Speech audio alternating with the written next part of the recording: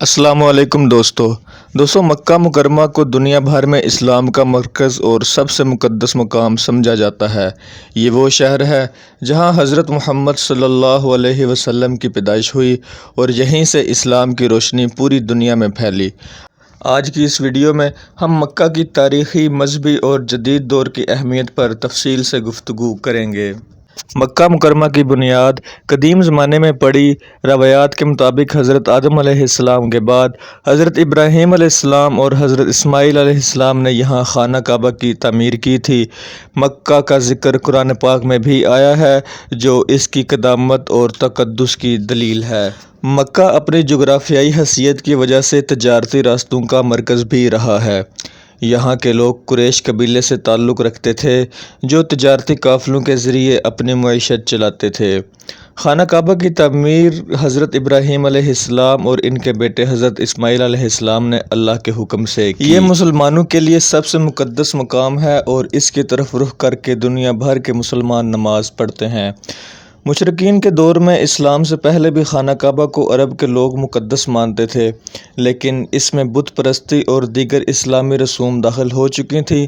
حضرت محمد صلی اللہ علیہ وسلم نے فتح مکہ کے بعد خانہ کعبہ کو بتوں سے پاک کیا اور اس کو اسلام کا مرکز قرار دیا۔ قریش قبیلے میں حضرت محمد صلی اللہ علیہ وسلم کا خاندان بھی شامل تھا، مکہ کے اہم قبائل میں سے تھا اور انہوں نے خانہ کعبہ کی دیکھ بھال کی ذمہ داری بھی سنبھالی ہوئی تھی۔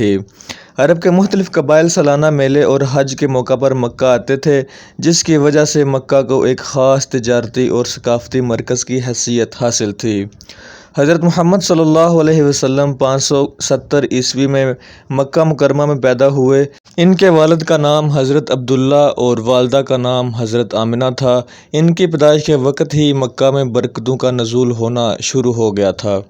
حضرت محمد صلی اللہ علیہ وسلم نے 40 سال کی عمر میں پہلی وحی حاصل کی جو غار حرا میں نازل ہوئی۔ اس کے بعد آپ نے مکہ میں ہی دعوت اسلام کا آغاز کیا اور کئی سال تک مدینہ کے لوگوں کو اللہ کی طرف بلاتے رہے۔ مکہ کے مشرکین نے حضرت محمد صلی اللہ علیہ وسلم اور ان کے ساتھیوں پر شدید مظالم ڈھائے۔ مسلمانوں کو معاشرتی بائیکاٹ کا سامنا کرنا پڑا اور انہیں طرح طرح کی اذیتیں دی گئیں، لیکن انہوں نے صبر کا دامن نہیں چھوڑا۔ مسلمانوں پر ظلم بڑھنے کے بعد اللہ تعالیٰ کے حکم سے حضرت محمد صلی اللہ علیہ وسلم نے اپنے ساتھیوں کے ساتھ مدینہ ہجرت کی، جہاں انہوں نے ایک اسلامی ریاست کی بنیاد رکھی۔ 8 ہجری میں حضرت محمد صلی اللہ علیہ وسلم نے مکہ کو بغیر خون ریزی کے فتح کیا اور خانہ کعبہ کو بتوں سے پاک کیا۔ اس فتح کے بعد مکہ مکمل طور پر اسلامی ریاست کا حصہ بن گیا۔ دوستو، خانہ کعبہ دنیا کا سب سے پہلا گھر ہے جو اللہ کی عبادت کے لیے بنایا گیا تھا۔ اس کی موجودہ شکل میں کئی دفعہ مرمت کی گئی ہے، لیکن اس کا اصل مقام وہی ہے۔ خانہ کعبہ کے گرد واقع مسجد الحرام دنیا کی سب سے بڑی مسجد ہے۔ یہاں طواف، سعی اور نماز کے علاوہ مختلف عبادات انجام دی جاتی ہیں۔ حج اور عمرہ کی ادائیگی بھی یہیں ہوتی ہے۔ صفا مروہ 2 پہاڑیاں ہیں جہاں حضرت ہاجرہ علیہ السلام نے پانی کی تلاش میں 7 چکر لگائے تھے۔ ان کی یہ جدوجہد آج بھی سعی کی صورت میں حج اور عمرہ کا اہم حصہ ہے۔ دوستو، اگر آج کے مکہ کی بات کریں تو یہ ایک جدید شہر بن چکا ہے جہاں دنیا کی سب سے بڑی عمارتیں، ہوٹلز اور شاپنگ مالز موجود ہیں۔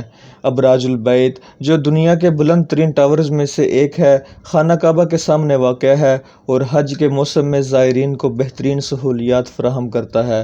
سعودی حکومت ہر سال لاکھوں زائرین کے لیے خصوصی انتظامات کرتی ہے۔ حج اور عمرہ کی ادائیگی کے لیے جدید ترین سہولیات فراہم کی جاتی ہیں، جن میں ٹرانسپورٹ، رہائش اور صحت کی بہترین خدمات شامل ہیں۔ مکہ مکرمہ مسلمانوں کے لیے روحانی اور ثقافتی مرکز ہے۔ اس کی تاریخ، اس کے مقدس مقامات اور اس کی موجودہ ترقی اس شہر کو دنیا بھر میں ایک منفرد مقام عطا کرتے ہیں۔ یہ شہر نہ صرف مذہبی بلکہ معاشی اور ثقافتی اعتبار سے بھی بے پناہ اہمیت کا حامل ہے۔ دوستو، مکہ سٹی سے پیار کرنے والے اس ویڈیو کو لائک کریں، کمنٹ سیکشن میں اپنی قیمتی رائے کا اظہار ضرور کریں اور چینل کو ضرور سبسکرائب کریں۔ شکریہ۔